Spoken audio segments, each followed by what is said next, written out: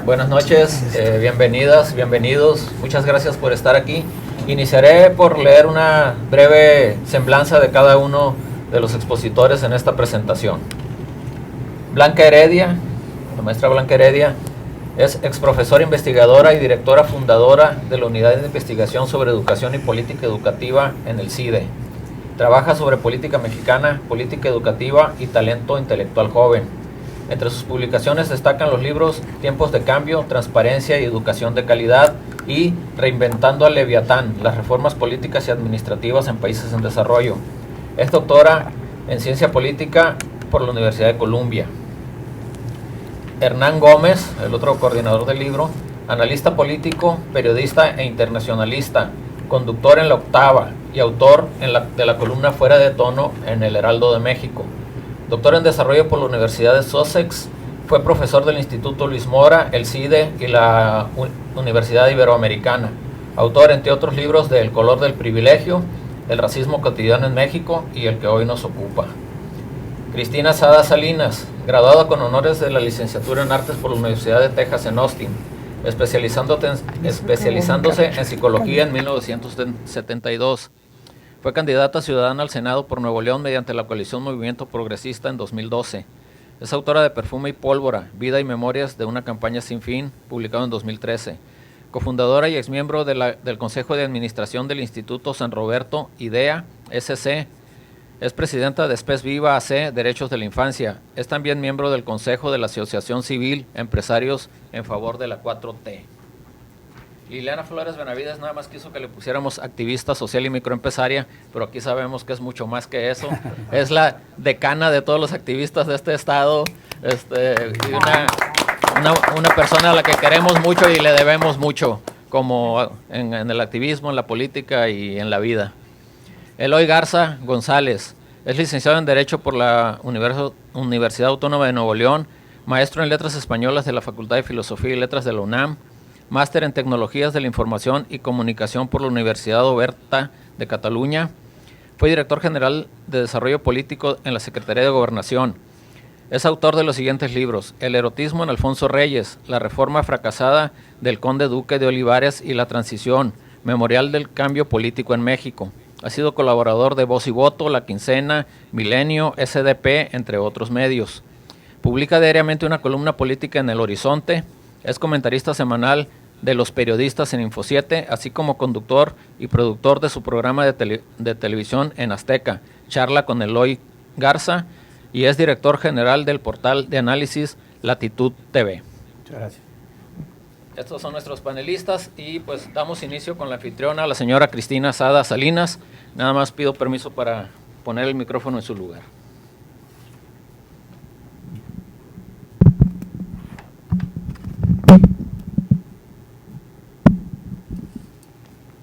Pues muy bienvenidos a esta su casa, muy buenas noches.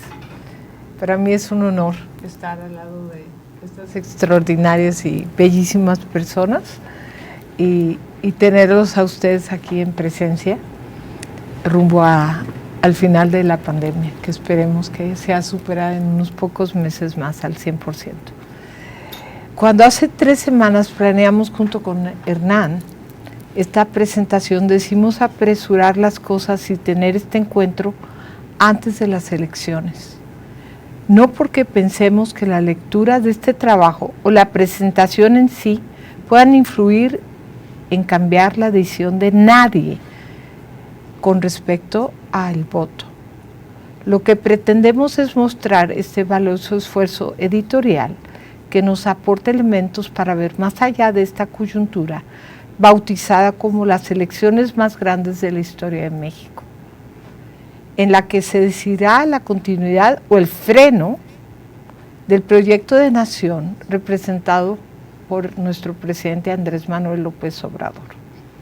Una vez que conozcamos los resultados electorales de este domingo, ya sea que se cumplan los pronósticos de que Morena y sus aliados retengan la mayoría absoluta en la Cámara de Diputados o no, tenemos en este libro una útil herramienta para analizar en dónde hemos estado en lo que va de este sexenio, en dónde estamos hoy y lo que podemos proyectar de los logros y yerros de tener a AMLO como presidente de la República. Confieso que manteniéndome tan cerca como lo estoy de los acontecimientos de este sexenio, mis emociones han fluctuado entre la alegría de ver algunos sueños de justicia cumplidos, así como fuertes decepciones tanto del partido mayoritario como del mismo presidente, por lo que este conjunto de textos me han llegado como aire fresco en medio del ambiente enrarecido y polarizado por el que atravesamos a nivel nacional, ya que resuenan en este libro muchas de las inquietudes de quienes hemos apoyado desde hace años a Andrés Manuel y su proyecto, pero que algunos vemos, a veces con incredulidad y otras con verdadero enojo, muchas y flagrantes contradicciones en el seno de ese proyecto por el que tanto apostamos y en el que tantas esperanzas depositamos. Este libro está dedicado a personas como yo, como indica Jorge Cepeda Patterson en el prólogo, a los lectores que aprueben algunas acciones de esta administración y que desaprueban otras, pero sobre todo, texto, sería útil para todos aquellos que intentan formarse una opinión documentada, más allá de la profusión de etiquetas que satanizan al presidente Andrés Manuel López Obrador o, por el contrario, lo beatifican. No estamos ante un libro fácil porque, aunque su lectura es ágil, su contenido nos confronta y nos exige sumergirnos en la complejidad de la realidad de la política nacional, en la que no hay blancos y negros, sino una gran diversidad de grises. Quizá por eso es que Cepeda Patterson señala que esto tendría que leerlo el presidente. Tampoco dado a los matices y a aceptar sus propias contradicciones, algunas de las cuales enumera Blanca y Hernán en la introducción, citando: un político que interpela al pueblo pero no aprueba a su organización apuesta, un crítico acérrimo del conservadurismo, pero quien, sin embargo, defiende a capa y espada las tradiciones, la familia, la historia de bronce y a las Fuerzas Armadas. Un mandatario que forma el primer gobierno paritario en la historia, con igual número de secretarios y secretarías, pero no prioriza el combate a la violencia de género ni reconoce la legitimidad de los colectivos de mujeres que luchan por sus derechos. Y un prolongado etcétera que retrata, en palabras de Blanca Heredia, a un López Obrador que, cito, es, en concreto, nuestra opción de cambio realmente existente. No es la ideal, pero es, hasta nuevo aviso, la mejor y además la única disponible. Imposible en este espacio dar cuenta de todos los enfoques que este libro contiene sobre estas contradicciones y sus posibles motivos o explicaciones, por lo que me enfocaré en algunos pocos aspectos que tocan tres de los trabajos que más me llamaron la atención. Todos, todos, pero tres que escogí. En primer lugar, me impresionó mucho el excelente análisis de Blanca Heredia, aquí presente, titulado El régimen oligárquico mexicano y su complejo desmontaje, que inicia entrando en materia con un párrafo que leo completo porque no tiene desperdicio. El periodo que arranca con la apertura, privatización y desregularización de la economía mexicana a finales de los 80s y principios de los 90 ha sido formidablemente provechoso para las élites económicas del país y francamente glorioso para los más ricos de entre los ricos. Entre 1996 y 2012, la riqueza de los mexicanos incluidos en la lista billonarios de la revista Forbes aumentó 7 veces, de 1.700 millones a 11.800 millones de dólares. Un salto de esa magnitud implicó una tasa de crecimiento promedio anual de sus activos de 12.8%, cifra 5 veces mayor a la de la tasa de crecimiento de la economía mexicana en ese periodo.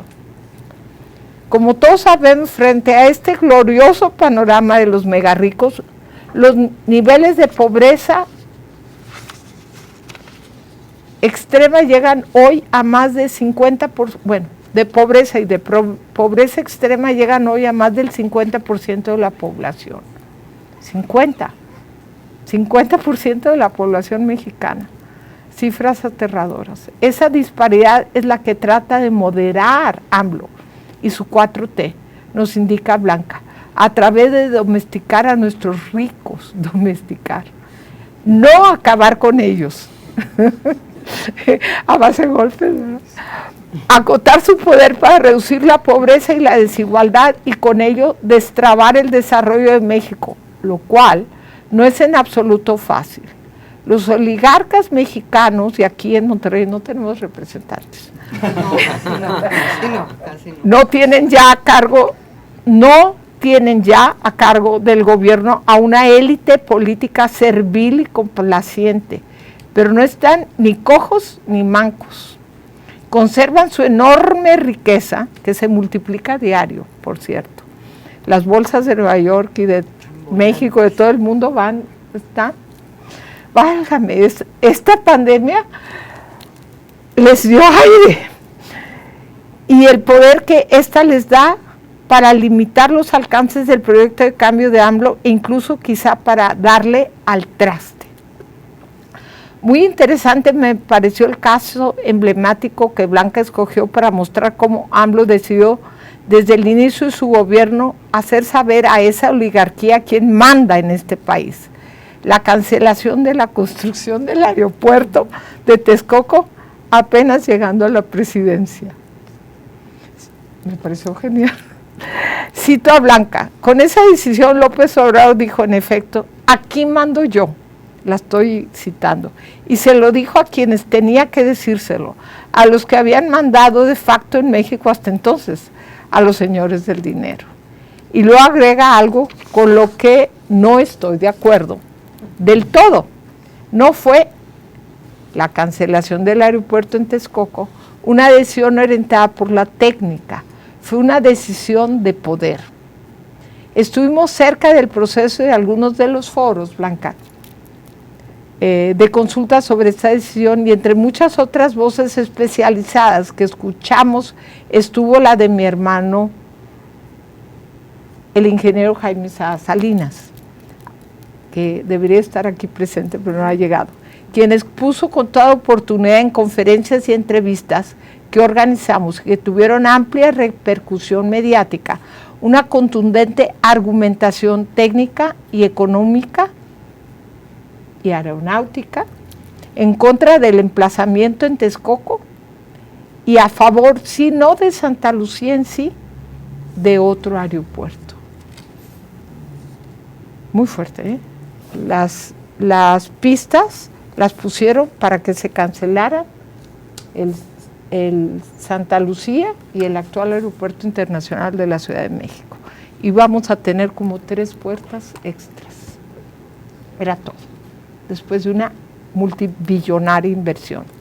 Efectivamente fue un golpe sobre el escritorio presidencial, un acto de poder muy contundente y excelentemente bien operado, a pesar de las enormes trabas y candados legales en contra emitidos desde los despachos de Claudio X González y aliados, pero se trató de un golpe de timón que no habría tenido viabilidad si no hubiera tenido firmes fundamentos técnicos, económicos y científicos.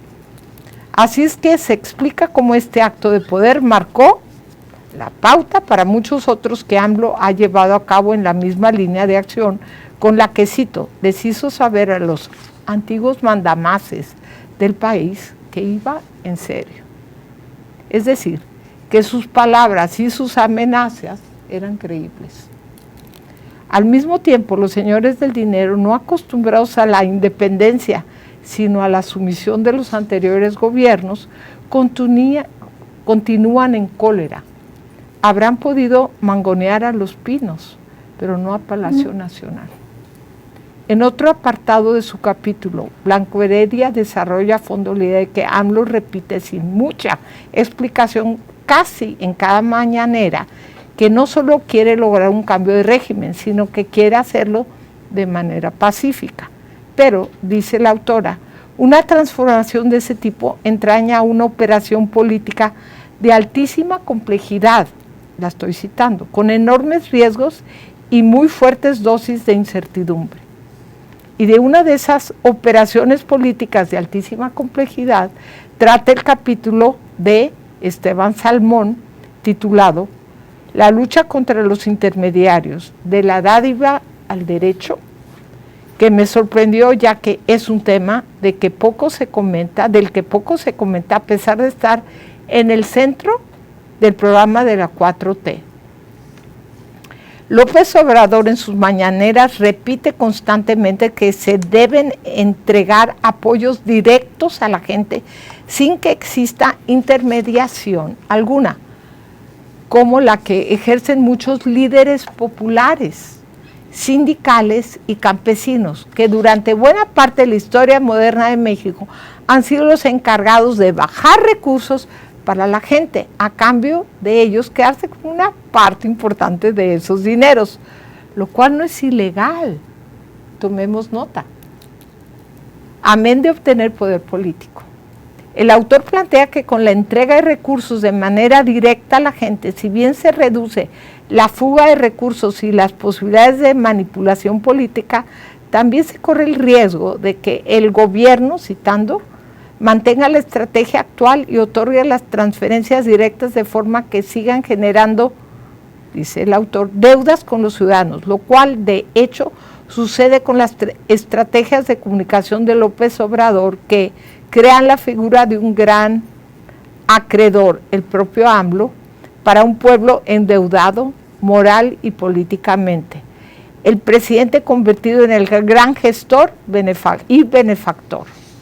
La alternativa, indica Esteban Salmón, es que el gobierno otorgue apoyos, pero los reconozca como un derecho que no genera deuda moral ni clientelar, pues son ya una obligación constitucional. Se modificó la Constitución del Estado, lo cual por fortuna parece ser el camino que está empezando a transitar AMLO, bajo la premisa de que la riqueza del país pertenece a todos los mexicanos.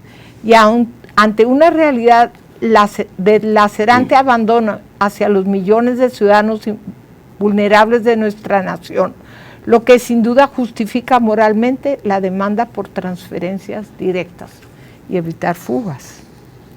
El autor no despeja la duda, no la despeja. La pregunta es si la cuarta transformación sustituirá el poder de la deuda por la garantía de derecho, y señala además que el asunto tiene otra arista a considerar. El principal riesgo de la eliminación de intermediarios proviene del papel que han jugado históricamente en la gobernabilidad del país, sobre todo en los territorios más violentos donde la presencia del Estado es endeble. ¿Quién dirimirá los conflictos comunitarios que muchas veces los liderazgos de los intermediarios eran los únicos capaces de atender? El gobierno federal tendrá la capacidad de gestionar el día a día de las problemáticas en barrios populares urbanos, en pueblos y comunidades agrarias y apartadas. Sobre este tema hemos visto numerosos ejemplos en las mañaneras. Una dura prueba para la capacidad de AMLO y de la 4T para estas indispensables operaciones políticas de altísima complejidad. El último capítulo que aquí reseño, son solamente 3, el impostergable reclamo de las mujeres, de Violeta Vázquez Rojas. En cambio, nos presenta una problemática que, sin ser en lo absoluto compleja, ha tenido un manejo patético del parte del presidente. Concuerdo con Violeta cuando señala que pareciera que algo no encaja entre un proyecto nacional que tiene como eje la erradicación de las desigualdades, si el vocero principal de la Cuarta Transformación no atina a tocar el tema de las mujeres sin remover indignaciones, como las que me nace al escuchar en las mañaneras sus descalificaciones de las luchas de las mujeres, sus frases tan torpes, tales como ni machismo ni feminismo, sino humanismo, o peor aún, cuando acompañado de un mal encarado, Alejandro Gertz Manero no solo despreció la exigencia de Frida Guerrera, extraordinaria luchadora social, que representaba y representa a un movimiento no necesariamente feminista, pero en contra del feminicidio, de crear una fiscalía especializada en feminicidios, sino que además intentó llevar a término una reforma legal para diluir la figura misma del feminicidio. Explica Vázquez Rojas, el núcleo de la ruptura entre Andrés Manuel López Obrador y el feminismo, me parece, está en la resistencia de parte de él a aceptar que existe la opresión patriarcal como un tipo particular de opresión, diferente a las opresiones raciales y de clase. En sus discursos el presidente reconoce abiertamente la existencia de un orden clasista, racista, oligárquico, agudizado por un modelo de desigualdad económica indisociable de la corrupción, como es el modelo neoliberal. Combatir estas desigualdades está en el centro de su agenda, nadie lo duda. Sin embargo, dentro de esas desigualdades el presidente no reconoce la desigualdad estructural entre hombres y mujeres. Como añado, tampoco reconoce que las causas por las que las mujeres somos asesinadas son de naturaleza distinta a las causas por las que los varones son víctimas de homicidio. La autora, tras citar como un aspecto muy positivo el que la 4T sea el gobierno con más mujeres en altos cargos en la historia de México, 9 secretarías del Estado a cargo de mujeres de un total de 19, por ejemplo, concluye con una anotación esperanzadora. Si bien hay una ruptura ideológica y discursiva entre el feminismo y el ideario del presidente, específicamente en el reconocimiento de la opresión patriarcal, esto no implica que haya una confrontación entre las demandas de derechos de las mujeres y la cuarta transformación en sentido amplio. Es decir, en sentido en el que este último término abarca la pluralidad de posturas dentro de la administración federal y los espacios políticos que ha ganado el partido Morena. El respeto irrestricto a la libertad de expresión que ha garantizado la cuarta transformación y el mismo presidente ha sembrado las condiciones de posibilidad para que el movimiento feminista se haga escuchar. Hasta aquí estos 3 botones de muestra de la complejidad y riqueza de análisis de este libro que, como dice Cepeda Patterson, tendría que leerlo el presidente y que tendríamos que leer todos aquellos que deseamos análisis imparciales y críticos sobre el presente viraje de rumbo hacia la emancipación y dignidad del pueblo mexicano. ¿Vamos rumbo a conseguirlo? Muchísimas gracias por asistir.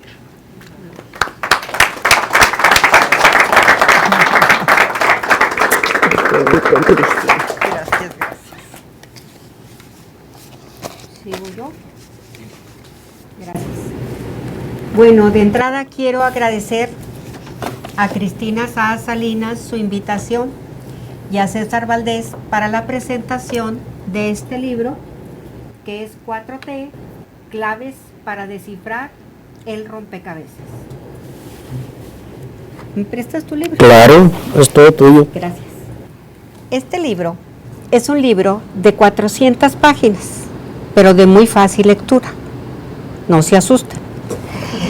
Con prólogo de Jorge Cepeda y la inclusión de 17 ensayos elaborados por académicos, politólogos e intelectuales, algunos son los 3 cosas, y todos ellos coordinados por Blanca Heredia y por Hernán Gómez. Este libro tiene 2 secciones. La primera la denominan Gran Angular. En esta parte, y la segunda le ponen Zoom In, como si fuera una cámara de cine o de fotografía. El gran angular es una exposición amplia del proyecto de nación tratando de explicarlo, y la segunda parte, que es el zoom in, es ver asuntos en particular, ¿sí? Planteamientos particulares. En el prólogo, Jorge Cepeda nos dice a quién va dirigido. Y él dice que va dirigido a aquellas personas que reconocen aciertos y que reconocen debilidades o no aciertos de este gobierno. Este planteamiento para mí está acotado. Este libro sirve también para aquellos que dicen que todo está bien y para que los que dicen que todo está mal. ¿Me explico? Es más amplio. Nos puede dar elementos más amplios, porque los posicionamientos de que todo está bien y todo está mal, lo único que hacen es la polarización en la sociedad. Este libro nos da elementos con estos 17 ensayos que nos pueden ayudar a reflexionar y a repensar lo que creemos de este gobierno.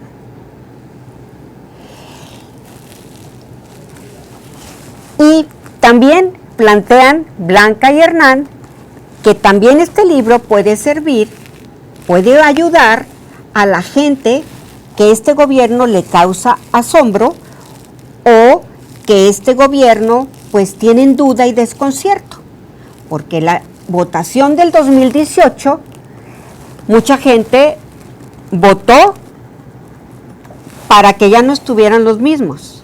No está del todo convencida, nada más era una decisión, y después de una implementación de políticas públicas, de proyecto de nación, pues ahora dicen, dudo, ¿qué está pasando? Veo un rompecabezas, efectivamente, veo cosas que me desconciertan. Entonces, este libro nos puede ayudar a aclarar muchas cosas. Coincido con Cristi, es un aire fresco, y lo estamos diciendo aquí, en Nuevo León, en Monterrey, en San Pedro, el corazón del neoliberalismo en México. ¿Queda claro? ¿Sí? Entonces nos ayuda.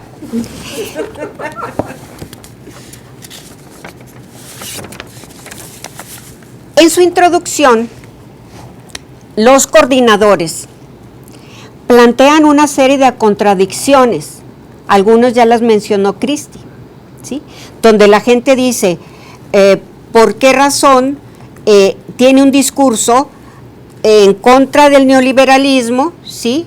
Entonces, estaría más por el estatismo, y entonces todo su aparato sería más obeso. Y sin embargo, ha hecho lo contrario. O sea, ha reducido las estructuras de gobierno, quita subsecretarías en aras de una política de austeridad, ¿sí? Entonces, eso siempre fue el planteamiento de las cámaras empresariales a nivel nacional, que el gobierno se adelgace. Entonces, ¿cómo? ¿Sí? O el asunto de tener su gabinete paritario, y cuando hay protestas de mujeres, pues hay planteamientos que no hay, digamos, una empatía o solidaridad. Entonces, así hay toda una serie de planteamientos que es lo que a la gente le hacen dudar. Pero, en realidad, este libro, antes de ir a eso, yo agregaría todavía un planteamiento que personalmente a mí me preocupa. Yo tengo la convicción de que la política es un arte y consiste a unir a la diversidad en torno a un mismo objetivo. Y me preocupa la polarización permanente con las posiciones del presidente. Entonces, aquí hay explicaciones interesantes, ¿sí? Explicaciones interesantes que nos pueden ayudar a entender por qué de esas acciones, por qué es esa posición, ¿sí? En este libro, en la parte 1, hay artículos, hay ensayos muy interesantes, muchos muy buenos, otros buenos, de Lorenzo Meyer, Blanca Heredia, Viri Ríos, Gustavo Gordillo, Alejandra Leal Martínez y Alberto Díaz Calleros, que son los que nos tienen un panorama general. Y en la parte 2 hay ensayos específicos de Edwin Ackerman en torno al problema de la corrupción, que el asunto de la corrupción es uno de los ejes centrales del gobierno de la 4T, ¿sí? Está también Pablo Llanes, donde plantea desafíos y pendientes de la política social. Esteban Salomón Perillat, los intermediarios de la dádiva al derecho, o sea, lo que eran antes las dádivas, a que la cuestión de las pensiones y ese tipo de cosas también hoy sean un derecho constitucional. Mario Campa, prosperidad compartida. Diego Castañeda habla en torno a la política fiscal. Irving Rojas, en torno al asunto del trabajo, salarios y relaciones laborales, que este gobierno de la 4T ha hecho importantes avances nunca realizados.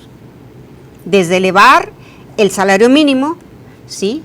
Últimamente con el outsourcing y toda una serie de cuestiones que tienen que ver con el trabajo. Natalia Saltalamaquia Sicardi habla sobre política exterior. Eduardo Guerrero sobre su seguridad, es un tema, una gran preocupación de la sociedad mexicana. Ana Laura Magaloni, la justicia. Violeta Vázquez Rojas, las mujeres, que ya Cristi hizo una explicación de este tema. Y Samuel Ponce de León y Mauricio Rodríguez sobre el manejo que se hizo de la pandemia, que es un asunto que no acaba y es un asunto muy interesante e importante. Desde la esfera del ciudadano, del sentido común, de la lógica, de la ética, tenemos que apoyar siempre lo que un gobernante haga bien para la sociedad. Y tenemos que señalar y exigir que se cambie lo que no esté bien. Por eso no podemos estar en posiciones de que todo está bien y todo está mal, ¿sí? Pero ya esto se ha estirado mucho la liga, y más en las redes. En las redes es un río de odio, ¿sí? Entonces, esto nos puede ayudar a tener elementos de reflexión, este libro, y también de argumentos, de entender la historia, de entender las motivaciones, y que no perdamos de vista que tenemos que apoyar todo lo que esté bien y señalar machaconamente lo que no está bien. Hay asuntos que a mí me preocupan, como es la alta importancia en la participación de gobierno por parte del Ejército y la Marina. Aquí voy a terminar con algo. Aquí no hay engaño con el gobierno de la 4T. Es un gobierno, ¿a qué me refiero? Que encausa toda su voluntad, fuerza y energía a tratar de ayudar a la parte de la población que está en la base de la pirámide. O sea, primero los pobres. Entonces muchos no entienden eso. Pero por el otro lado, hay que apoyar a todo este segmento y corresponde también a otra lógica. Los pobres no generan mercado. Entonces, en la medida en que tienen también más capacidad, hay también un impulso al mercado interno nacional. Entonces, hoy está en disputa 2 proyectos de nación el próximo domingo. El que encabeza López Obrador, con un gobierno que a veces es errático, sí lo es, con un gobierno, desde mi punto de vista, que a veces no es autocrítico y debe serlo. Por eso coincido con Jorge Cepeda de que este libro tiene que llegar a las manos del presidente. Vamos viendo cómo se los hacemos llegar, ¿ok? Ah, muy bien, espero que lo lea. O si no, que le hagan un informe ejecutivo de perdido. ¿Sí? Entonces, y por el otro lado, un proyecto de un conjunto de partidos, PRI, PAN, PRD, Movimiento Ciudadano, con toda una serie de fuerzas que han perdido privilegios. Eso es lo que está en disputa el próximo domingo.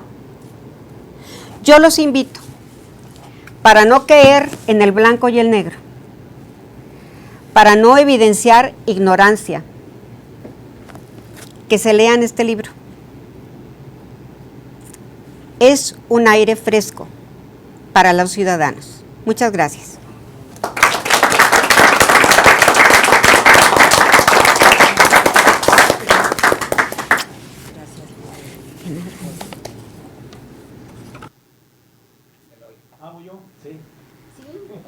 Bueno, perdí mis lentes, pero me prestaron estos de, sí, estilo Felipe Calderón. Sí.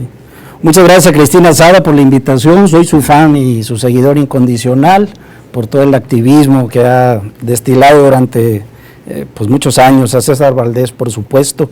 En el México del siglo XIX se popularizaron las guías de forasteros.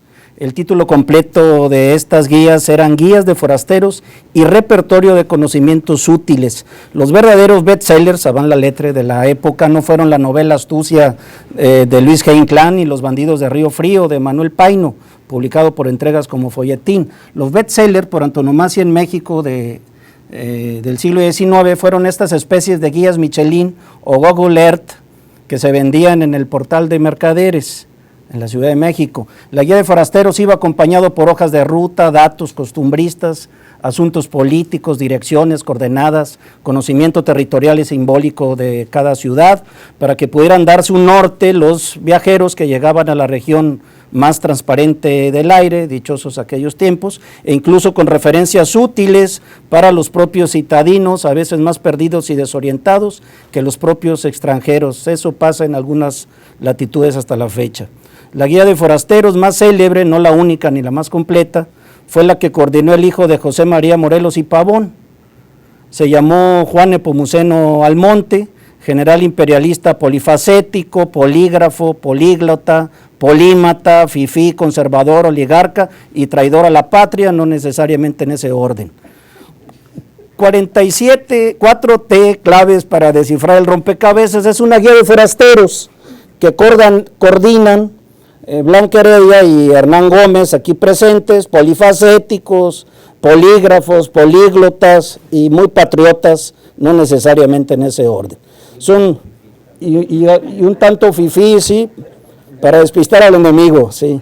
Son 17 ensayos escritos por grandes especialistas en cada tema, divididos en 2 partes, como bien lo mencionamos aquí, la 1 gran angular y la 2 zoom in, que hiciste muy buena explicación de estos términos de fotografía.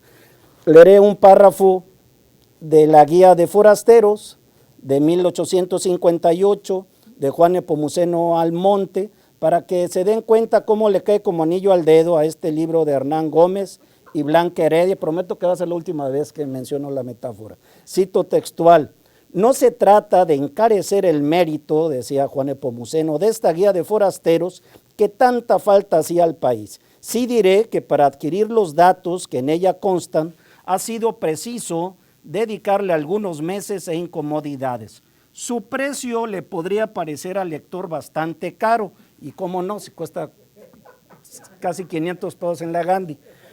Pero, decía Almonte, si se reflexiona que la de Puebla, la guía de forasteros de Puebla de aquel entonces, costó 20 reales a la rústica por suscripción, y la de Monterrey, 18 reales, desde entonces ya le metíamos buena lana al comercio. Fuera será convertir que la mía ofrece al público mejores mapas y vistas por descifrar, de las que aquellas otras guías carecen, limitadas a un simple plano y a un par de perspectivas vanas. Lo mismo digo con 4T claves para descifrar el rompecabezas, sin que se crea que se trata de encarecer el mérito de esta guía de forasteros.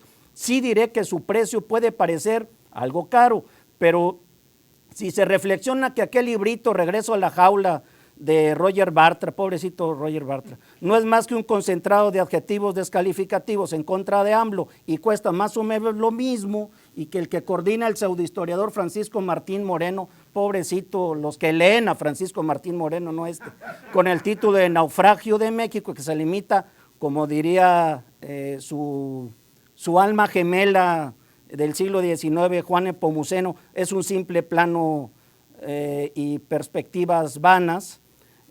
Vamos a darnos cuenta con mayor precisión que 4T claves es un libro urgente, no solo para empatar el marcador, sino para tener una visión de conjunto imparcial, un gran angular de los grandes problemas nacionales. Yo tomaría como marco teórico de estos 17 ensayos el revelador texto de Blanca Heredia, una de las investigadoras mexicanas más meticulosas, acuciosas y precisas que tenemos en la academia en México, y yo creo que en todo el continente. Dice, el título es El régimen oligárquico mexicano y su complejo desmontaje, en especial donde destaca la referencia a un libro que creo que no se ha traducido al español, se llama Oligarquía, de Jeffrey A. Winter, y su concepto de oligarquía institucional, entre otros conceptos de oligarquía, en el cual el oligarca no es desplazado sino domesticado, dice Winter. Una meta poco conseguida porque pues se mantiene el outsourcing por otras vías, aún hasta la fecha, y sobre todo se mantienen los factureros con cuentas en Dubái, ahora convertidos en candidatos. Sin embargo, formulo no una crítica, sino un posible añadido a esta obra que me parece excepcional. A la parte 1, gran angular, y a la parte 2, zoom in, agregaría para la segunda edición, que estoy seguro que vendrá, una parte 3, los puntos ciegos. El libro ya menciona puntos ciegos como el impostergable reclamo a las mujeres, dice Violeta Vázquez Rojas, puntos ciegos en materia de justicia, como lo menciona Ana Laura Magaloni, y yo propongo un extra, punto ciego a nivel territorial, que explicaré con una paráfrasis. Si José María Morelos promulgó en 1813, papá de este muchacho, los sentimientos de la nación, nosotros los regiomontanos hemos promulgado tácitamente los resentimientos de la región. Esta sensación de agravio va más allá de la oligarquía local. Es más, la élite no tanto tropical, como diría Viri Ríos, sino fronteriza, a veces empaña, deforma, caricaturiza con sus afanes separatistas los reales y tangibles ninguneos del centro del país a la gente del noreste. Ninguneo en becas de ciencia y creación artística, en exposición mediática, en oportunidades laborales, en presupuesto para universidades públicas. Aún así la Universidad de Nuevo León está entre las mejores del país, pero sobre todo en participaciones federales. Lamento ser aquí un poco controvertido, pero tenemos más de 25 años que no se inaugura en Nuevo León un hospital público de tercer nivel como el universitario, ni siquiera uno de segundo nivel. Con lo que contamos a la fecha, pues no nos damos abasto, y por supuesto no lo podemos suplir con carísimos hospitales privados. Mientras leía el ensayo La gestión de la pandemia de Samuel Ponce de León y Mauricio Rodríguez, me hizo recordar, me acordé de los enfermos de COVID del sur de Nuevo León que no cupieron en la pequeña clínica de Doctor Arroyo y tuvieron que irse a tirar literalmente a los pasillos atestados de pacientes del hospital de Matehuala. Así se murieron 3 conocidos míos. Si hubieran preferido venirse al IMSS de Monterrey, esta pobre gente hubiera tenido que contratar un transporte de 1,150 pesos por 6 horas de camino. La pensión para el bienestar de las personas adultas mayores es de 2,700 pesos cada 2 meses, o sea que esta gente se gasta casi toda su pensión en un simple viaje a Monterrey para tratarse su diabetes o su insuficiencia cardíaca. Es decir, el problema no reside únicamente en luchar contra los intermediarios de la dádiva, cosa que está bastante bien, como lo señala en su ensayo Esteban Salmón, sino en hacer rendir realmente las pensiones que se les da a la gente. ¿Cuál es el problema de fondo? El mismo que explica por qué todos los candidatos a gobernador, qué curioso, pero no es curioso en realidad, sin excepción plantearon las mismas propuestas. Y no es casualidad, no es porque fueran poco creativos, que pues, sí lo son, o porque se fusilaran las mismas propuestas entre ellos, es porque son las mismas demandas de las últimas 4 campañas a gobernador. ¿Cuáles son? La urgencia de una carretera interserrana que una al Estado en sus 2 extremos, cuesta 300 millones de pesos, la creación de un metro que apenas tiene 2 líneas desde hace 30 años y una línea 3 que es de plano un elefante blanco, 9 años construyendo si no tiene para cuándo, una presa Libertad que duerme el sueño de los justos, si no hacemos algo en 5 años estaremos muriéndonos de sed. 4 claves, es un gran libro para descifrar el rompecabezas nacional, pero Nuevo León no nos basta descifrarlo, porque los rompecabezas son para armarlos, no nada más para descifrarlos. La descentralización de las dependencias públicas a los estados, por ejemplo, fue una propuesta de López Obrador más allá de lo simbólico. Se trataba de darle el suficiente peso, la suficiente sustancia a las regiones. Ya nadie se acuerda de eso. Los nuevoleoneses, los ciudadanos de a pie, no tenemos ninguna culpa de que medre aquí una minoría rapaz, cómplice de la corrupción y del neoliberalismo desde los años 80, como bien señala en su ensayo Edwin Ackerman. Pero el centro nos lleva de encuentro en su punto ciego a justos y pecadores. Mi héroe regional, más que Santiago Vidaurri, es la mujer trabajadora, como a las que se refiere en su ensayo Irving Rojas, que pierde 4 horas o más para trasladarse todos los días de su casa en La Fama, Santa Catarina, a la ensambladora de Kia en Pesquería. Este centralismo aún vigente hizo que no se postulara a grandes mujeres locales para la coalición Juntos Haremos Historia, como algunas que veo aquí presentes. Este centralismo aún vigente contrató a los viejos operadores del más rancio PRI para hacer ganar como gobernadora la nominada por Morena, y aquí están los resultados. Tercer lugar en las encuestas, las Patitos y las Reales, tirándole a cuarto también con cierta ayudadita del norte. Y luego, para enderezar la campaña a pique, el centro manda a Nuevo León nada menos que al consultor Hugo Scherer Castillo, acaparando todas las tomas de decisión local sin conocer ni la problemática ni la idiosincrasia nuevoleonesa. Hasta hicieron renunciar a mi amigo Omar Cervantes, titular de comunicación social allá con doña Olga Sánchez Cordero. Si le hubieran dejado el manejo de la campaña, eso lo creo yo, a la gente progresista regional, ahora no estaríamos con la triste expectativa de que Morena no tendrá un solo diputado de mayoría relativa en el Congreso local, ni uno solo de nuestros 12 diputados federales, ni un solo municipio de los 51 que integra el Estado, acaso con excepción de Escobedo. Ya va punteando ahí la candidata panista narca. Esta observación habría de añadírsela yo al ensayo sobre gobernabilidad de Gustavo Gordillo. ¿Qué hizo falta? Pues reclutar nuevos cuadros afines al pensamiento progresista que destilan los ensayos coordinados por Blanca Heredia y Hernán Gómez, y para la próxima, pues darle recursos, prerrogativas a los candidatos de diputados federales de Morena, porque a todos los mandaron a la guerra sin fusil. Yo felicito a los autores de este libro, que es una guía no de forasteros, sino de buenos mexicanos, de mexicanos enterados, de mexicanos interesados en seguir la línea que está marcando el presidente López Obrador, y por qué no decirlo, de buenos norteños y de todos aquellos que somos simpatizantes críticos de la 4T, como bien dice en una frase que no viene en este libro, pero que lo has comentado en muchos programas, tú, Hernán Gómez, simpatizantes críticos de la 4T. A los autores, a Hernán, a Blanca Heredia, los invito a que un día de estos se coman un cabrito al pastor y así reciban su visa culinaria como regiomontanos honoríficos. Bienvenidos a esta que es su casa. Muchas gracias.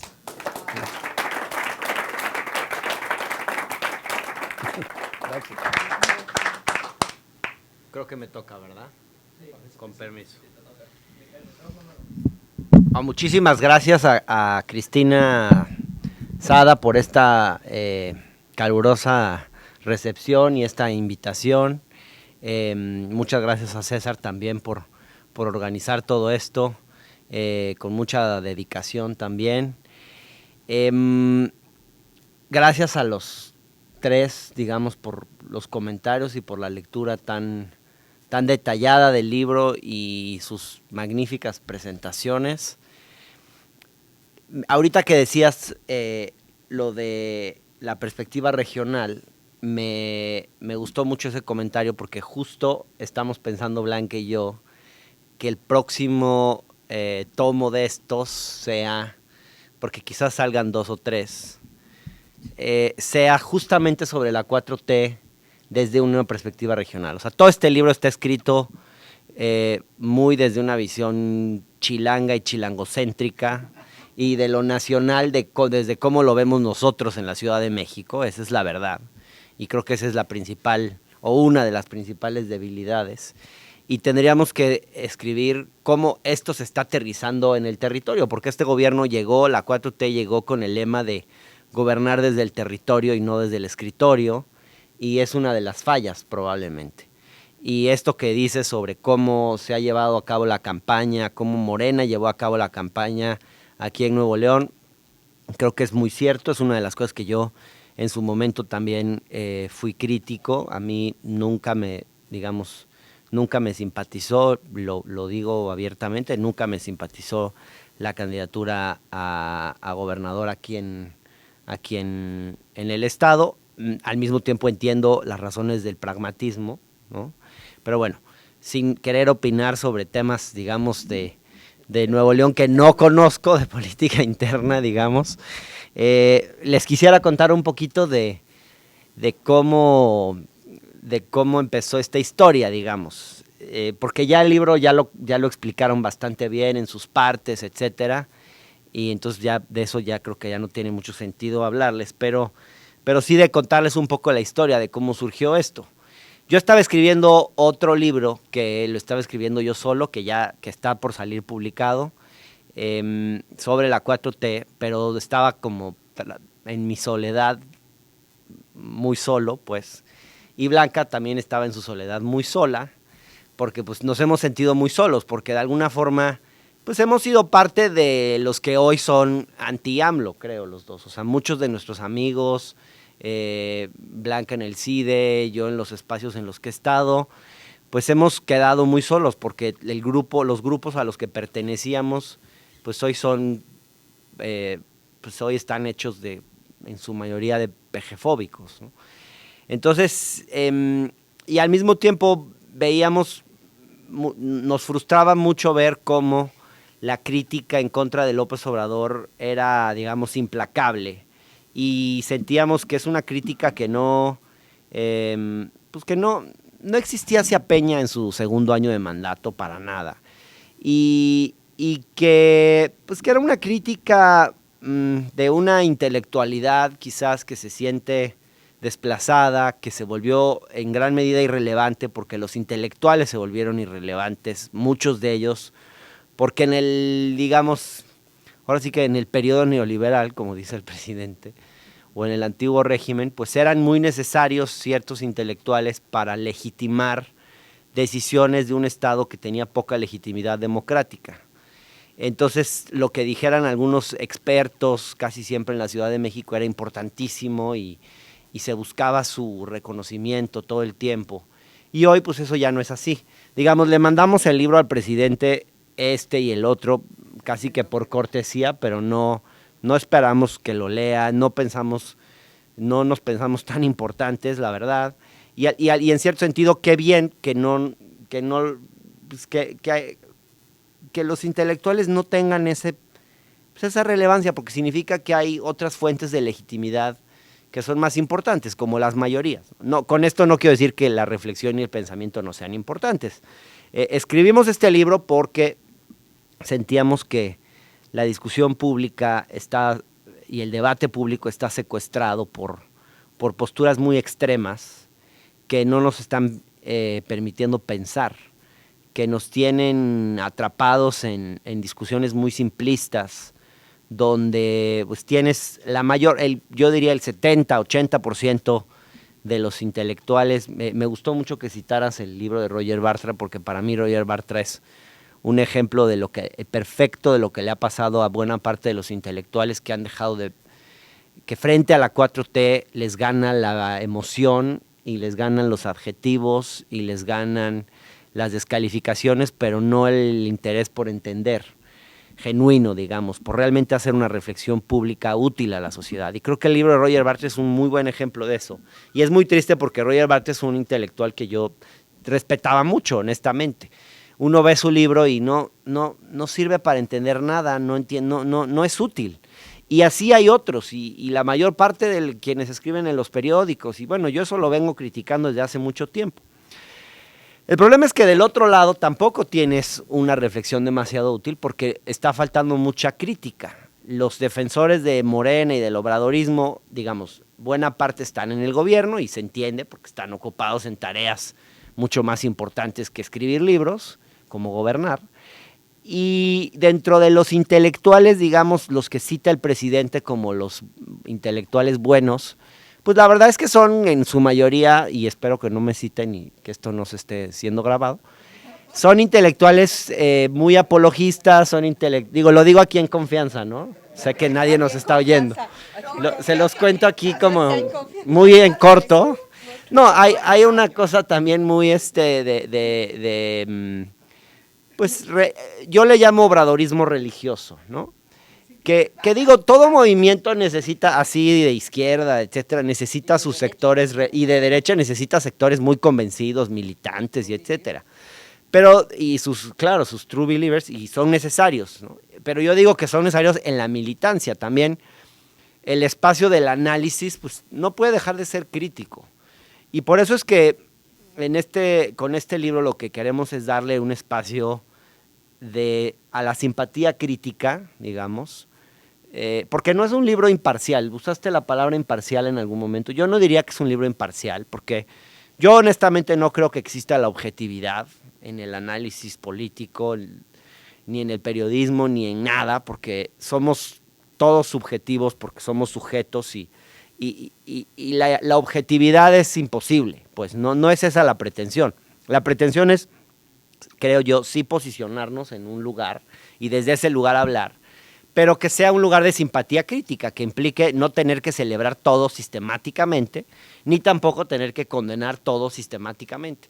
Y sentimos que allá afuera hay un público que demanda eso. Hay gente que estaba buscando referencias de ese tipo y que no encontraba a quién acudir. Entonces, de alguna forma, lo que quisimos hacer con este libro fue tratar de llegar a esas voces, digamos, a los que creen que no han entendido todo, porque hay mucha gente que piensa que ya entendió todo sobre López Obrador y ya logró descifrar al personaje y es un tal por cual o es un dios, ¿no? Y nosotros pensamos que no, es un personaje más bien que nos asombra, nos intriga, nos parece muy interesante como sujeto de estudio. Yo personalmente le tengo una enorme admiración como político, hay cosas que me desconciertan muchísimo. Y también me parece que ha sido, cuando el presidente dijo que la idea era avanzar 12 años en 6, pues literal, estamos en un avance muy vertiginoso, digamos. La política ha adquirido un ritmo y se hace muy difícil a veces entender y descifrar lo que está pasando porque están pasando demasiadas cosas todos los días y crees que ya entendiste algo y al día siguiente ya te cambió la jugada y ya te salió con otra cosa y uno al final no entiende si son maniobras distractoras para hacer ruido y que no se vean otras cosas y en fin, hay mucha confusión en el ambiente político y también eso a veces impide hacer reflexiones como más de fondo, y un poco lo que intentamos hacer con el libro es, bueno, ¿qué es lo que en el fondo está pasando? Y decir, bueno, a ver, más allá, y por eso es simpatía crítica, porque es decir, más allá de todas las muchas críticas que tengamos, de las cosas que nos desconciertan, de las cosas que nos molestan, de las cosas que nos irritan, lo que está en juego al final es mucho más importante. O sea, sí está en juego algo súper importante aquí. Y ahí creo que hay algunos ensayos que lo ponen, que ponen el dedo en el renglón. El de Clara, por supuesto, el de Edwin Ackerman, que no se ha comentado tanto, pero que a mí y a Blanca creo que es uno de los que más nos gustó, donde busca entender cómo este presidente concibe la lucha contra la corrupción. Y lo pone como una economía política específica, y lo explica de una forma muy innovadora, digamos, fuera de los clichés, fuera de las cosas que ya se han dicho. O sea, realmente es un texto que dice cosas nuevas, ¿no? Y luego, bueno, ¿qué se puede ver como cosas esperanzadoras, cosas que se ven como muy rescatables? Yo diría recuperar la autoridad del Estado, si es que alguna vez la ha habido, no sé si recuperar es el término, pero ganar, un Estado que pueda ganar poder frente a los grupos de interés que lo tenían capturado en todas sus dimensiones, y ahí creo que ha habido un esfuerzo muy importante. A mí me parece que toda la parte fiscal es muy importante de esta administración, digamos. En un país donde se ha normalizado tanto la cultura del no pagar impuestos, y uno presume que va de impuestos, y tenemos montones de candidatos que se postulan a puestos de elección popular debiéndole al fisco, por ejemplo, que me parece algo escandaloso. La principal obligación de un ciudadano, pues, es pagar sus impuestos, y en este país eso pues no se hacía, y me parece que se está cambiando, y cobrarle impuestos a los grandes capitales, combatir la evasión, la elusión. Ahí, y hay un texto muy bueno de Diego Castañeda sobre eso. En la política laboral también se ven avances importantes que hay que ver cómo se consolidan y cómo se aterrizan, pero obviamente el aumento del salario mínimo, obviamente la regulación del outsourcing, que es una forma de explotación moderna, a la que nos tenían acostumbrados y que también es escandalosa, la reforma sindical, ¿no? Cambiar toda esta lógica de los sindicatos que hemos tenido en este país. Por cierto, hoy me enteré que los sindicatos blancos se inventaron aquí. Se me hizo muy interesante. La contribución de la ajá, sí. Ese es otro ámbito donde como que vemos avances muy importantes. Y bueno, y quería decir también que a mí me ha dado mucho gusto trabajar con Blanca, porque yo siempre había sido muy crítico, y sigo siendo de los intelectuales de la generación anterior, porque los veía siempre aferrados a sus modelitos, a sus maneras de pensar, incapaces de cuestionarse a sí mismos. Y yo descubrí que Blanca era, a pesar de venir de ahí, ha sido capaz de cuestionarse sus propias creencias, y eso es muy difícil de encontrar, y por eso Blanca me parece una intelectual muy valiosa, porque además de ser inteligentísima y brillante, tiene la cualidad de poder cuestionarse a sí misma y cuestionar las cosas que ella creía antes. A diferencia de otros que creen que cambiar de opinión está mal, y no, yo creo que cambiar de opinión es de sabios, y a mí me ha gustado mucho trabajar con Blanca, porque siento que Blanca es de esas personas, que hay muy pocas, que puede cuestionar sus propias creencias, sus propias visiones, y por eso, pues, es un libro como de dos generaciones trabajando juntas, que creo que eso ha sido muy padre, y pues espero que podamos seguir produciendo algunos trabajos similares, pues, en esta misma lógica y en ese mismo sentido, ¿no? Muchas gracias a todos.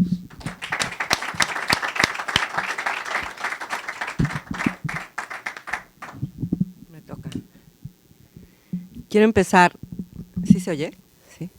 Quiero empezar agradeciéndole a Cristina Sada Salinas, a Liliana, a Eloy, a César, a Hernán. Muy recientemente tuve la oportunidad de releer a Marco Aurelio, las meditaciones, se los recomiendo. Releerlo, leerlo. El libro primero es una biografía en clave agradecimientos, y me han inspirado ustedes para querer hacer algo así de este evento. Me siento muy agradecida y muy conmovida. Y lo que más quisiera es quedarme más días y conocer mejor esta tierra, de la cual me siento parte y de la cual también me siento una forastera que requeriría una guía. Y me encantaría pedirles que si no quisieran ser mis guías en estas tierras. Tengo una profunda admiración por el Estado de Nuevo León. Yo empecé hace muchos años, ya hizo aquí alusión a mi condición generacional, Hernán. Entonces, asumiendo, muy fino, muy caballeroso, muy caballeroso. Exacto, ahí ya hasta aquí ya llegó la onda esta generacional, pero en fin, asumiendo ya plenamente mi condición generacional, yo empecé hace muchísimos años, mi trabajo de investigación se centró en empresarios, a mí siempre me interesó el tema de las élites. Y bueno, estudiar empresarios en México es pues muy rápido llegar a Monterrey, ¿no? Entonces, y yo estoy convencida que la mayor parte de las gentes que nos dedicamos a la investigación, pues nuestros intereses son tan definidos por nuestras biografías. Mi papá era un pequeño empresario y tronó el 76, ya para más datos generacional. Y entonces, en fin, a mí esto me generó muchísimo interés en todo el tema de cómo se genera riqueza, quiénes son esos personajes que deciden dedicar su vida, ¿no?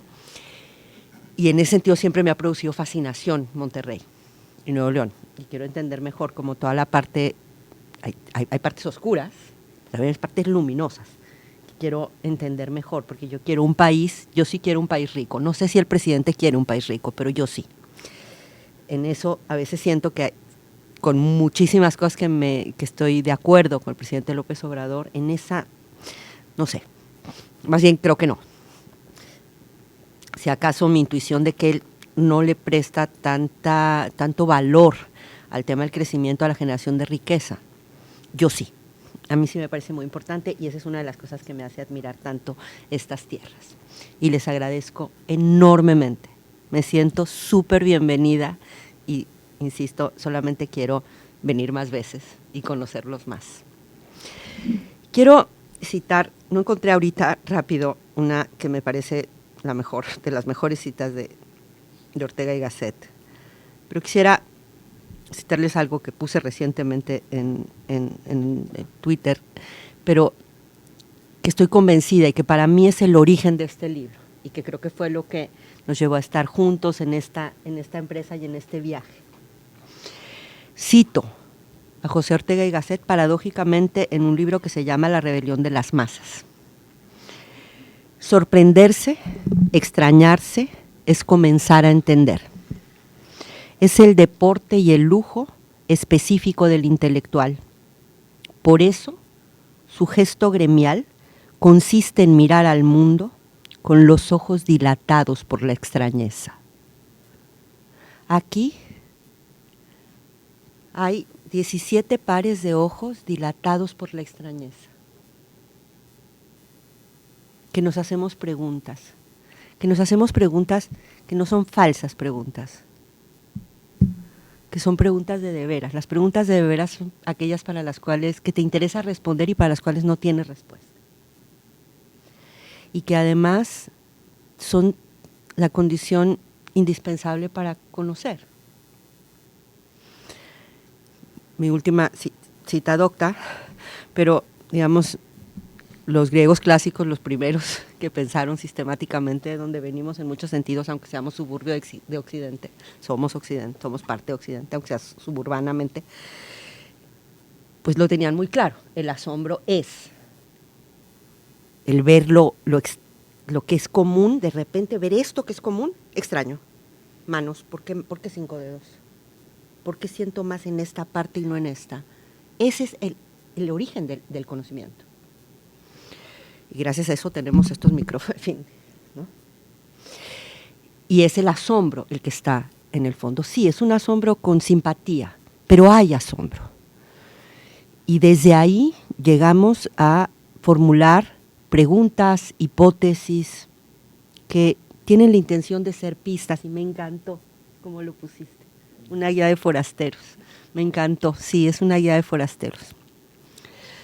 Escribí al principio de este gobierno, en febrero del 2019, un artículo en una columna en un periódico en que publico que se llamaba algo así como la 4T nos hizo extranjeros a las élites, que me ganó, digamos, la enemistad de casi todos mis amigos y mis familiares. Nos hizo extranjeros en nuestro propio país. Exacto. Y entonces me pareció, en ese sentido también me resonó mucho. Gracias por esa lectura, me encantó. Me encantó la seriedad con la que los tres se tomaron esta presentación. lo mucho que aprendí de su mirada. Es interesantísimo, ¿no? Produces algo y de repente ya no eres, ya no es tuyo. Ya no es tuyo y alguien más lo lee y le saca a otro lado y le ve otro brillo y otras sombras. De nuevo, gracias. Ojalá que muchos se animen a leerlo. Y creo, citando, y ahí termino, a una de las autores del libro, una de las coautoras que ha sido aquí citada, Violeta, que hace el capítulo sobre feminismo y obradorismo, dijo en una de las presentaciones de este libro que lo siguiente, la cito. Dijo, seamos sinceros, la 4T es muy probablemente el momento y el fenómeno político más interesante que nos va a tocar en nuestras vidas. Nada más por eso, más allá de filias y fobias, vale la pena entenderlo. Porque seguramente tus nietos te van a preguntar, ¿cómo era?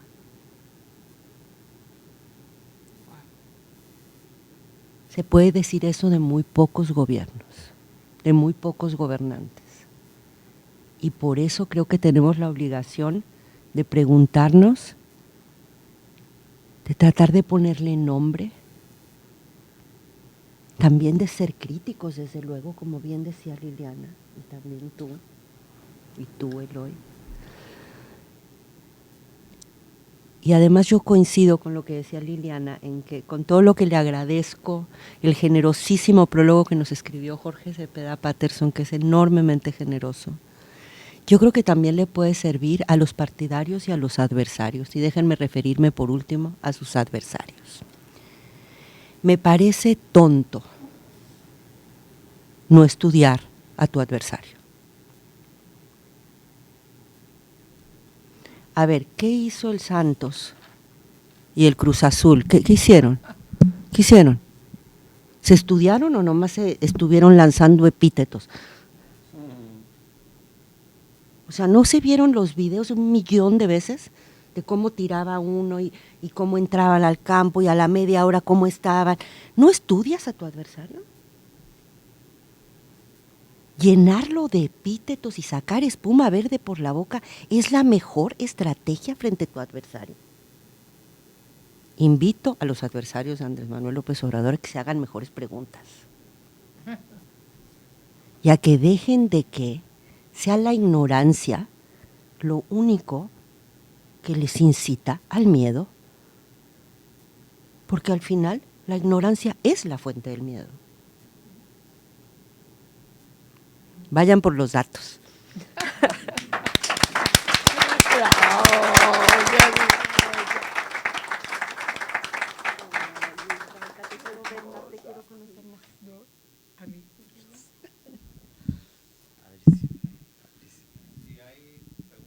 Sí, por favor. Nada más les pedimos que si alguien va a hablar, tome el micrófono que es para la transmisión y la grabación. Por favor. Entonces hay que llevárselo. Hay Alguien que llevárselo. levante el brazo. ¿Te fijaste cómo fui a la más jovencita? A los nietos ella le va a 5 preguntar. personas van a poder preguntar O comentar. o comentar. Estuvo muy bien. Sarita, Qué linda eres tú, presentación. Sarita. Me conmovió muchísimo.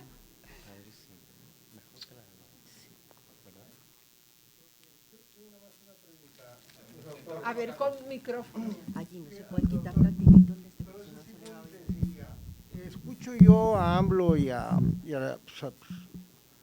varios autores hablar del antiguo régimen y no el anterior régimen, porque yo tan antiguo no lo veo. Apenas tiene 2 años de intentar establecerse una ruta de cambio, etcétera. ¿Y por qué se le dice antiguo régimen? ¿Por qué lo creen ustedes que se le diga antiguo régimen?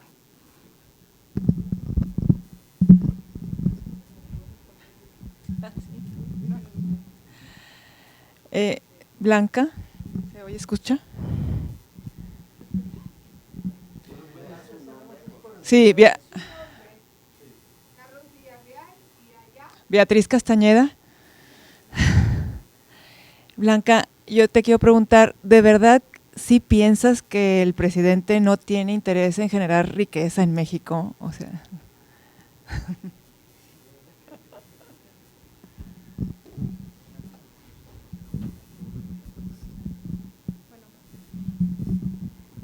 Bueno, Sara García, a mí me encantaría conocer su opinión, más allá de leer el libro, pues aprovechar que están aquí sobre pues el feminismo y el obradorismo, que dicen que hay una sección en el libro sobre eso, si nos pueden brevemente hablar algo de su opinión al respecto.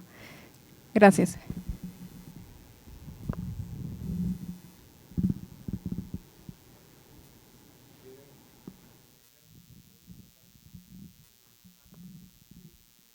Buenas noches, Francisco Sepúlveda. Yo nomás, no es tanto una pregunta, es un comentario. AMLO ha dicho que esto es una guerra entre, como él lo dice, el antiguo régimen y el nuevo régimen. Y hay que recordar que en una guerra la primera víctima es la verdad. Entonces, tengo mucho tiempo, César no me va a dejar mentir, tratando de desmentir las fake news que a cada rato la oposición sube. Y es muy cierto lo que dicen, tengo una maestría en ciencias y a veces me duele que se pierda tanta objetividad. Ahorita con lo que comentaron, siento yo que este libro me va a ayudar mucho en la labor que mucha gente me pide aquí yo soy militante de Morena dentro del partido, para poder desmentir las noticias que a cada rato, las mentiras que a cada rato sube la oposición. Les agradezco mucho el tiempo que se tomaron en hacer esto. Sé que yo le voy a sacar mucho partido y era todo lo que yo quería aportar.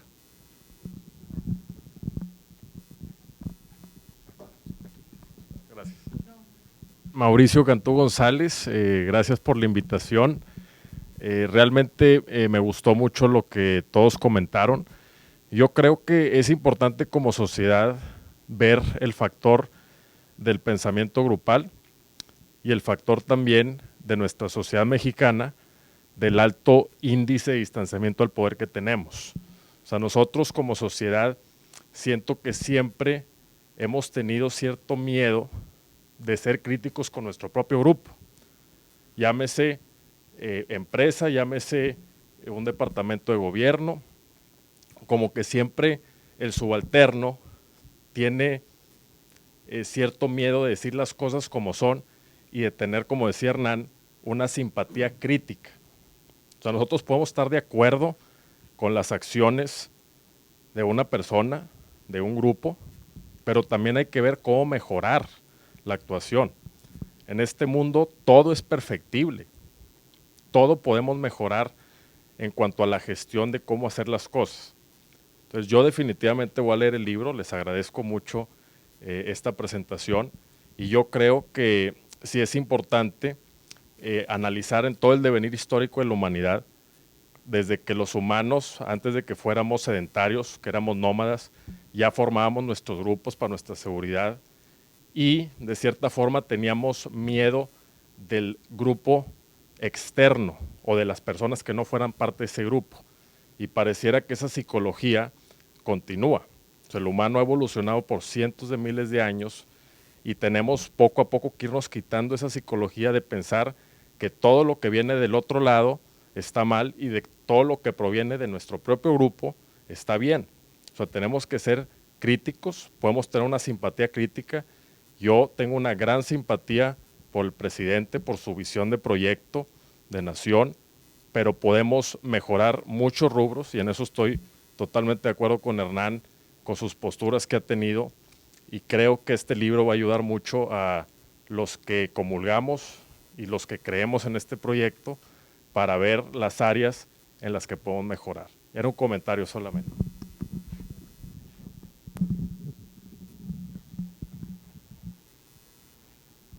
Mi nombre es Agustín Martínez, qué gusto verte en Nuevo León, Hernán. Bienvenido. Y escuchar su opinión de por qué nuestro presidente no le puso la atención que creo que Nuevo León se merecía para que Morena tuviera un candidato pues regiomontano y y de cepa empresarial, ¿no?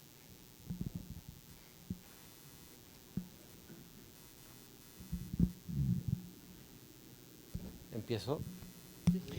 Bueno, híjole, pues la pregunta de Carlos sobre por qué llamarle antiguo régimen, la verdad es que pues es la pregunta del millón de millones, porque realmente hoy es muy pronto para decir que estamos ante un nuevo régimen. Creo que esas cosas en estricto sentido solo se pueden saber con el paso del tiempo. Ahorita no podemos saber si yo creo, o sea, no podemos saber que ya estamos realmente ante un nuevo régimen. Híjole, esas cosas, a ver, pero lo que sí hay, me parece que es muy importante, es en la cabeza del presidente sí está un nuevo régimen y sí está, y está una voluntad de cambio. O sea, la idea de si estamos ante la cuarta transformación o no, yo creo que la cuarta transformación es un eslogan, pero un eslogan muy poderoso, increíblemente poderoso y tan poderoso y tan exitoso que ya lo repite todo el mundo. O sea, yo digo que el primer éxito de la 4T es que hasta todo mundo y hasta sus opositores le llamen 4T. No es poca cosa si ustedes se ponen a pensar, digamos, el haber instalado eso en el discurso público, porque permite poner en claro, poner de manifiesto la voluntad de cambio. Y eso me parece muy importante, digamos. No sé si estamos ante un nuevo régimen, pero sí sé que hay una voluntad de cambio sin precedentes digamos, en la cabeza del presidente. ¿Por qué no puso otro candidato aquí o candidata? Híjole, me cuesta muchísimo. Yo creo, la impresión que tengo, pero lo voy a decir así casi que muy como una especulación, es porque pues porque este electorado es muy difícil que en un estado como este gane una opción, digamos, de izquierda. Me parece que el electorado de Nuevo León aquí yo no sé, no me imagino un gobierno de izquierda, ni siquiera de izquierda moderada o pro de izquierda. Sí, o sea, como que no. La verdad, por el tipo de sociedad, pues digo, llevo un día y ahí he venido un par de veces, pues, pero por lo que he visto así, como que, digo, igual estamos en San Pedro, puede ser que del otro lado sea distinto, pero me parece que hay pocas posibilidades. O sea, creo yo que fue un cálculo de pragmatismo el que hizo el presidente también en un estado muy importante, estratégico, ¿no? Pero más que eso no puedo y no quisiera decir, porque tampoco puedo opinar demasiado sobre una realidad que no he estudiado. Sobre el feminismo y el obradorismo se lo voy a dejar a Blanca, y también lo de generar riqueza. Yo no comparto mucho la idea de Blanca, pero ahora sí que creo que lo que quiso decir, no, ahorita ella les explica. Gracias.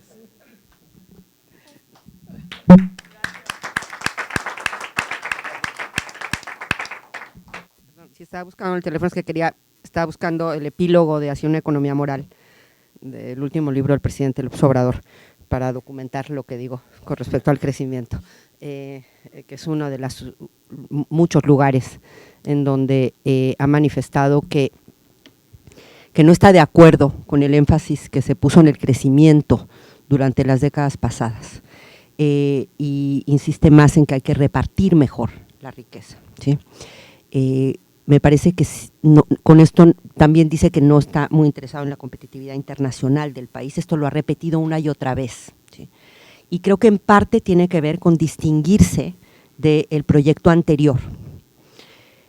Pero al mismo tiempo hay muchas cosas que encuentro en lo que es su visión más allá del desmontaje, digamos, del viejo régimen, que ahorita paso a eso, en donde que también me ha interesado mucho en tratar de imaginarme qué se imagina él hacia el futuro, con qué sueña, con qué tipo de país sueña Andrés Manuel. Y eso es menos claro y es totalmente especulativo, ¿sí? Bueno, no totalmente, porque sí está basado mucho en sus textos. Para mí hay En esto que voy a decir hay dos que les recomiendo especialmente.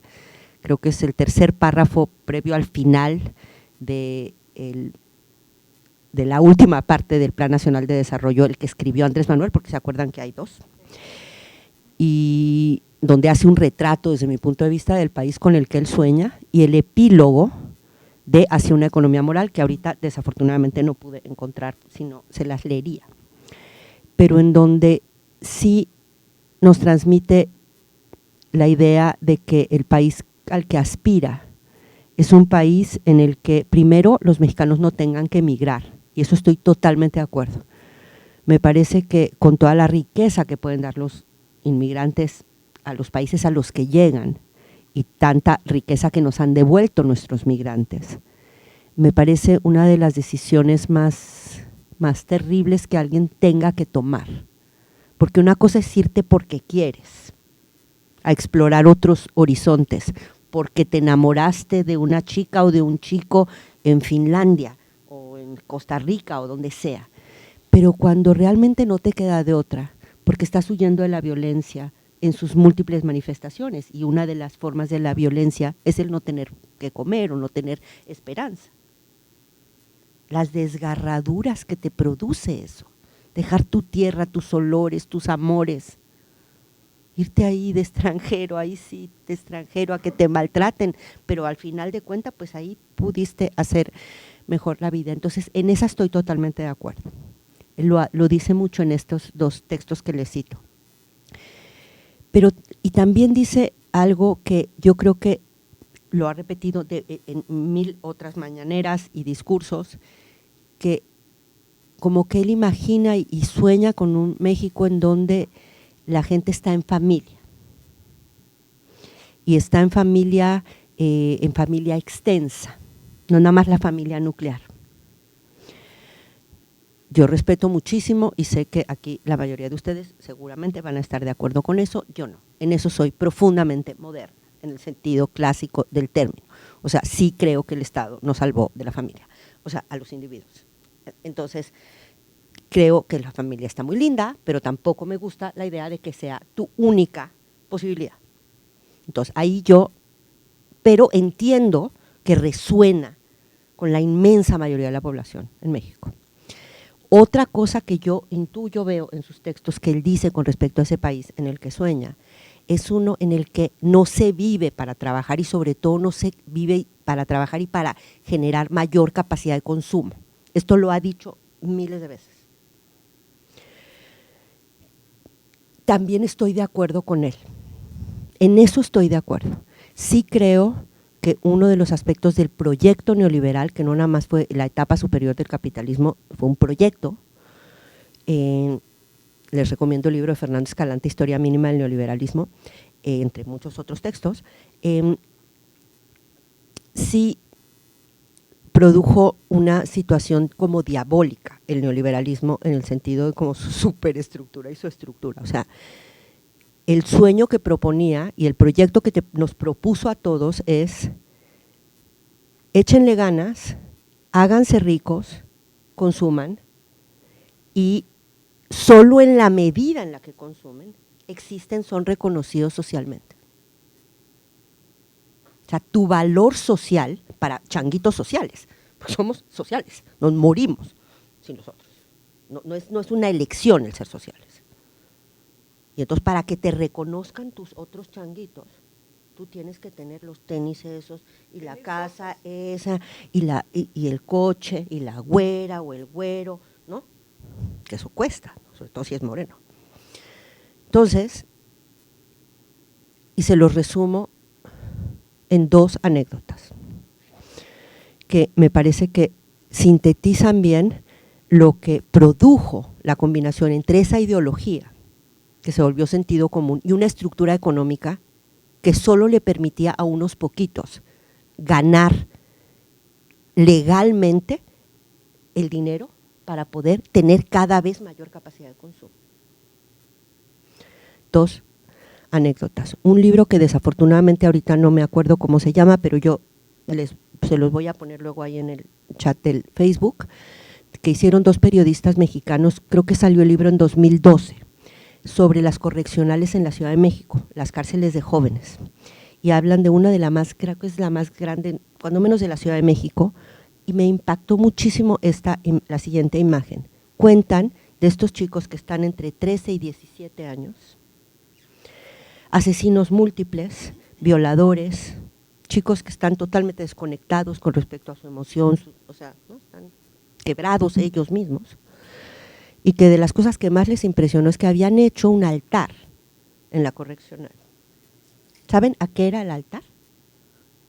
A unos tenis Nike. Tenis Nike. Es de terror. La otra, un caso que me contó una amiga periodista de una mujer que mataron, una señora bien, ni siquiera riquísima, una señora bien, que secuestran y matan, y después de la investigación resultó que la había matado era su manicurista, y se le había ido la mano, porque nada más ella la quería secuestrar para el rescate, para hacerse la liposucción.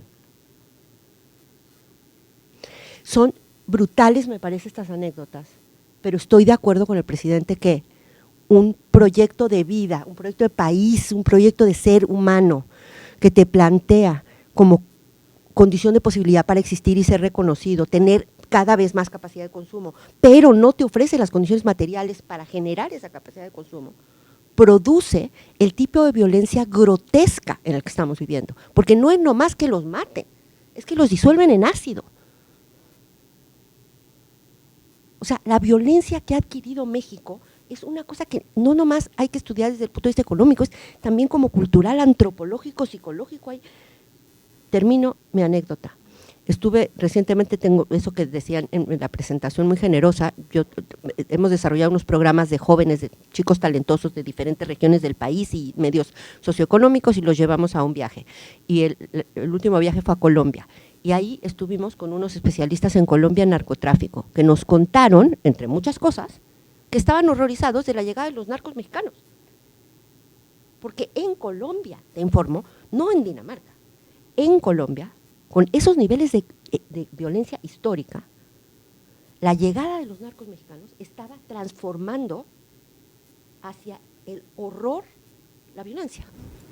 Ese tipo de violencia nos habla de algo que a mí me parece que tiene razón el presidente, que tiene algo que ver con este mismatch, con esta cosa diabólica entre decirte la única manera que tú vas a existir es que tengas cada vez más dinero y al mismo tiempo no te dé ninguna posibilidad para obtener ese dinero de manera legal. Bueno, en fin, ya me extendí mucho. Pero luego también tiene, en estos mismos textos que he citado y en muchas otras mañaneras, esta idea de que sí es importante crecer, pero no es una cosa como compulsiva como era en el proyecto neoliberal, digamos. No le parece que eso es lo más importante. ¿Sí? Ahí me detengo rápidamente. El antiguo régimen, yo creo que tiene que ver con el relato que nos cuenta Andrés Manuel, que es un gran cuentista. Y los sapiens somos unos consumidores inagotables de cuentos. Y además, a diferencia de lo que pudiéramos pensar, los cuentos son constitutivos de la realidad. Los cuentos que nos contamos acaban siendo realidad. Somos la única especie, para eso les recomiendo el libro extraordinario de Sapiens, de Harari. Somos la única especie que es capaz de cooperar flexiblemente en grandes números de personas gracias a que nos armamos ficciones compartidas. Y Andrés Manuel es un cuentacuentos fuera de serie, que además acaba constituyendo realidades sociales. Y parte de la narrativa de la Cuarta Transformación está calcada en la Revolución Francesa, todo el lenguaje de la Revolución Francesa. Y la Revolución Francesa se definió frente a lo que denominó el antiguo régimen.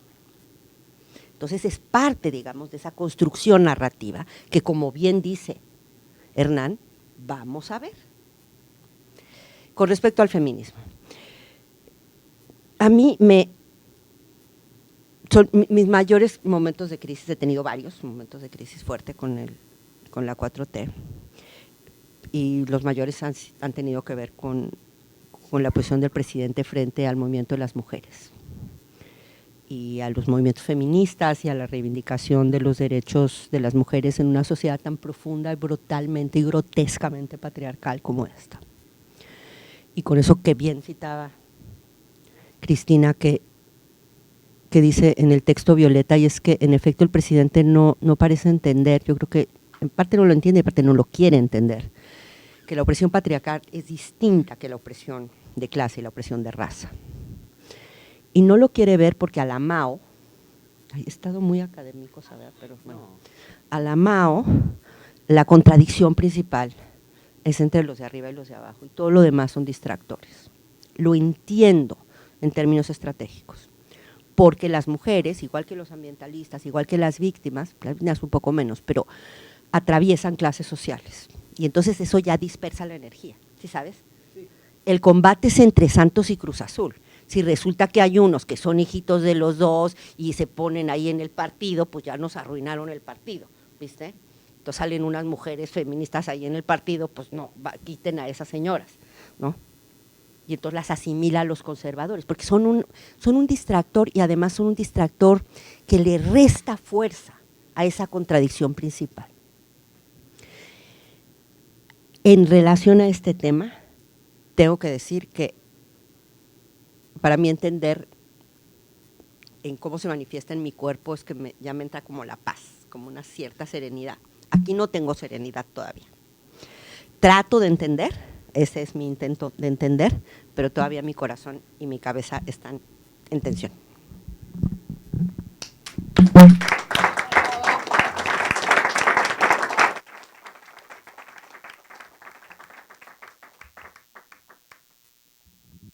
Pues si se sienten cómodos, aquí podemos terminar esta velada hecha con muchísimo cariño a dos personas que ya me robaron el corazón completo, completo. Y bueno, aquí Liliana, mi gran amiga, y este gran intelectual del hoy, y bueno, César Valdés, que se ha mencionado muchas veces, mi gran colaborador de 9 años desde que comencé esta ruta, Jaime, mi hermano, que desgraciadamente llegó un poco tarde, te cité a propósito del aeropuerto, por un texto que sale en el libro. Y bueno, pues a tantos amigos que veo aquí presentes y algunos nuevos que me encantará conocer. No quiero mencionar a ninguno para no discriminar. Un honor que esté aquí Sarita, gracias. Me pasó por ponerme a organizar lo que fuera aquí, no tuve un minuto de descanso y no alcancé a decirte muchas gracias por la casa preciosa de don Isaac Garza, que me ofrecieron, tanto tú como don Javier Garza Calderón, y simplemente creí que iba a ser un poquito más práctico y más accesible organizar este encuentro aquí en su casa, que es para ustedes, pues me da gusto porque este espacio está desperdiciado y ustedes vinieron a darle vida, de verdad, después de mucho, pues de 2 o 3 semestres que no se usaba para atender a un grupo como este tan distinguido y con estas 2 estrellas y estos 2 expositores extraordinarios. Y a ustedes.